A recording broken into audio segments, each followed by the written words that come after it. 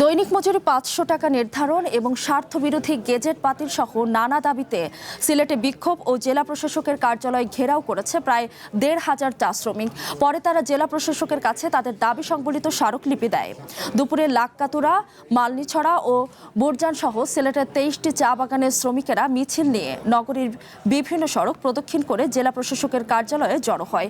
এ সময় শ্রমিক নেতারা অভিযোগ করেন, বর্তমান দ্রব্যমূল্যের বাজারে অতি সামান্য মজুরিতে পরিবার নিয়ে বেঁচে থাকা অসম্ভব হয়ে পড়েছে।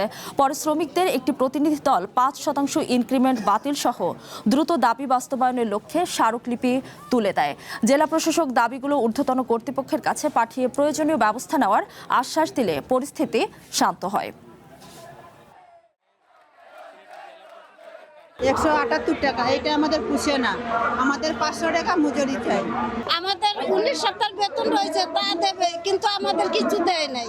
ওরা যে সামনে ভোট নিয়ে যার যে সিংহাসনে এখন বসেছে। চা শ্রমিকদের ভূমির অধিকার দিতে হবে এবং আজকে ২২ বাগানের শ্রমিকরা সম্মিলিতভাবে আন্দোলন করছে, তাদের মজুরিটা ৫০০ টাকা করতে হবে।